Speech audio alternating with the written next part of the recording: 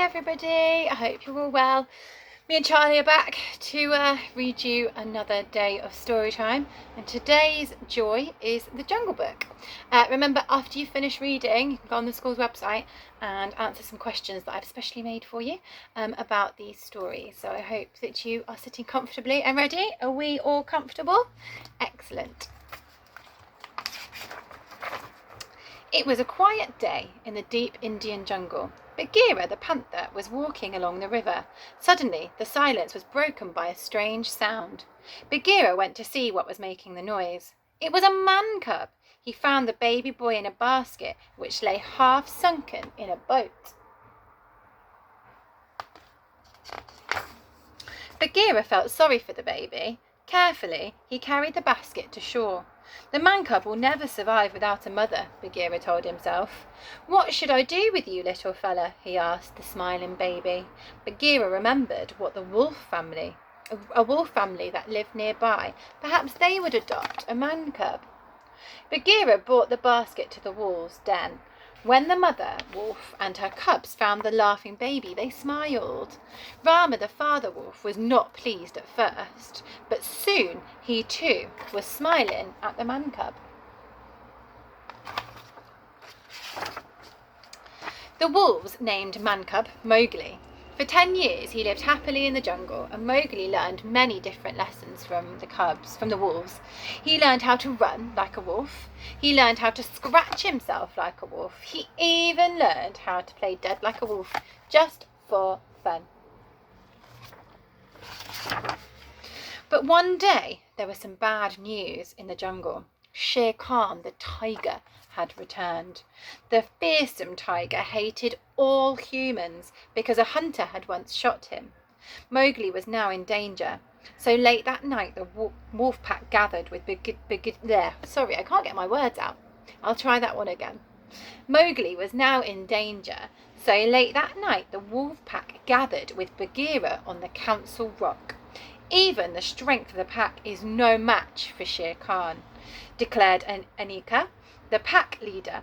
The man cub must be saved at once. But he is like my own cub, protested Rama. Where will he go? Then Bagheera spoke up. Perhaps I can help. I know of a man village where Mowgli will be safe. I'll take him there. But it was agreed that Bagheera and Mowgli should leave the next morning. But taking Mowgli to the man village would not be easy.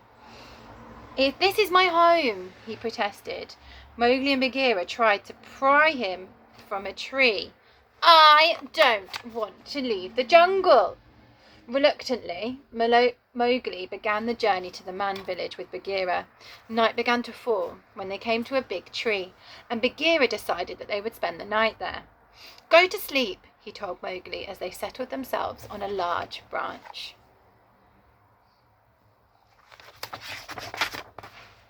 But they were not alone. Kaa, the snake, was hiding in a tree. He thought Mowgli would make a great tasty treat. Yes, man cub, Kaa whispered as he slithered down the tree. Go to sleep.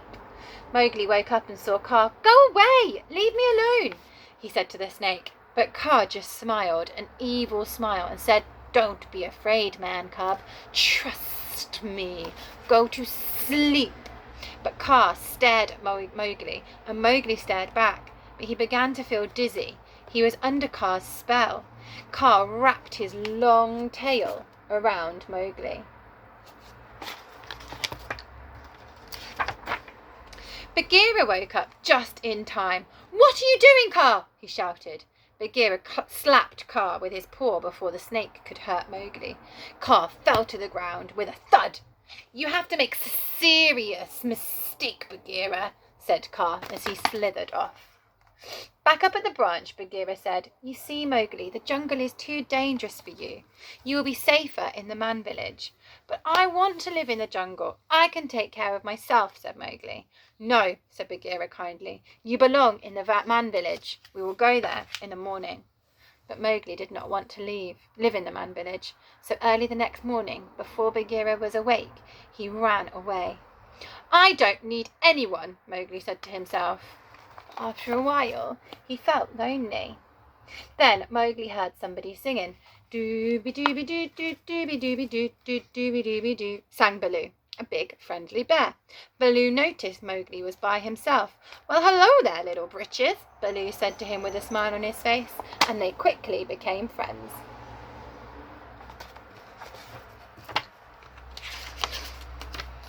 Will you teach me how to be a bear? Mowgli asked. Sure, Baloo answered.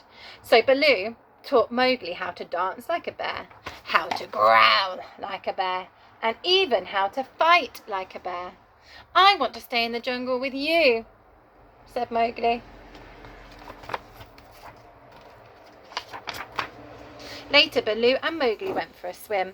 I'll teach you all about the bare necessities of life, Mowgli, said Baloo as they floated down the river.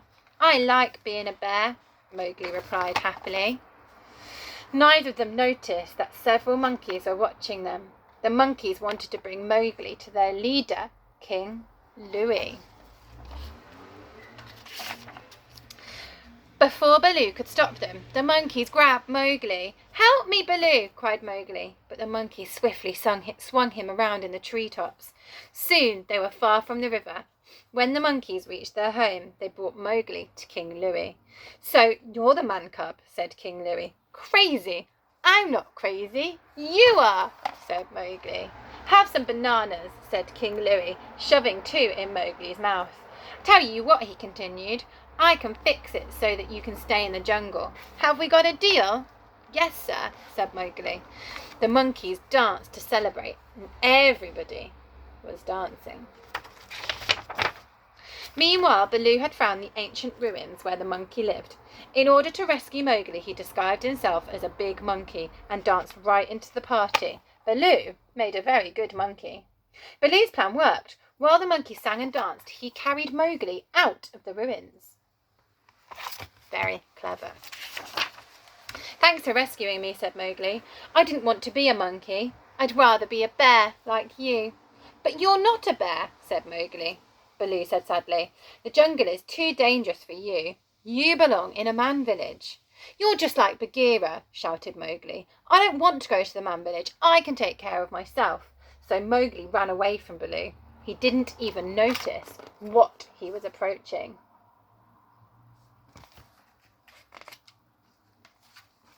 Mowgli ran through the jungle. Suddenly, he ran straight into Shere Khan.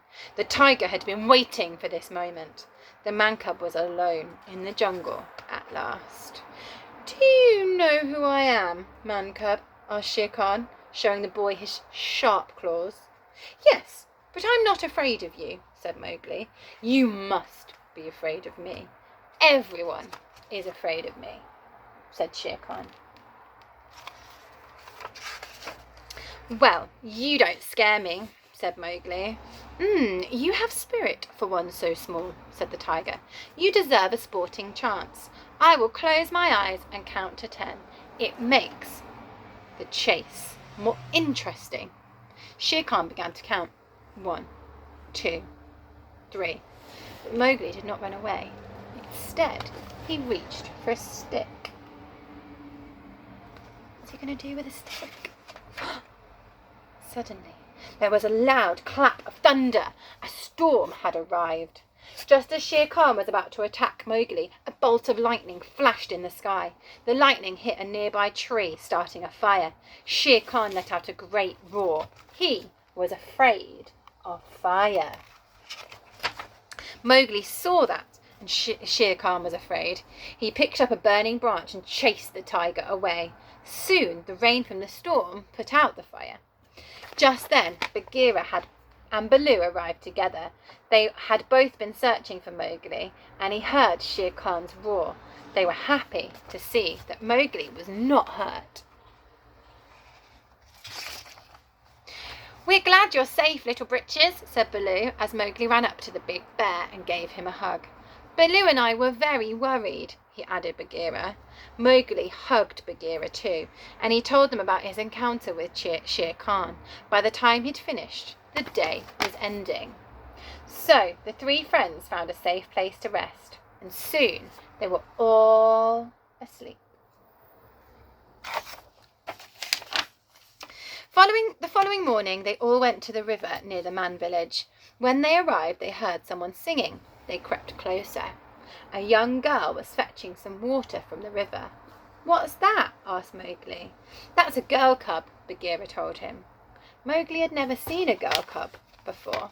He decided to take a closer look. As he approached her, he made a little noise. She turned and saw him. She smiled at Mowgli and dropped her jug of water. "Hey, she did that on purpose," Baloo said, as he and Bagheera watched from behind the bushes. "Quite right, my friend," said the wise panther with a smile. Mowgli quickly picked up the jug that the young girl had dropped and refilled it with water. Then he followed her. Maybe he would like the man village after all.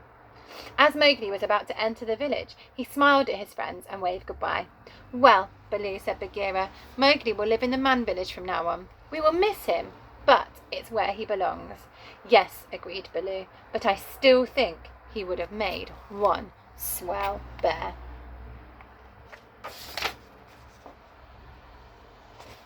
And that is the end of our story for today. I hope Mowgli enjoyed his time in the village. What do you think he got up to?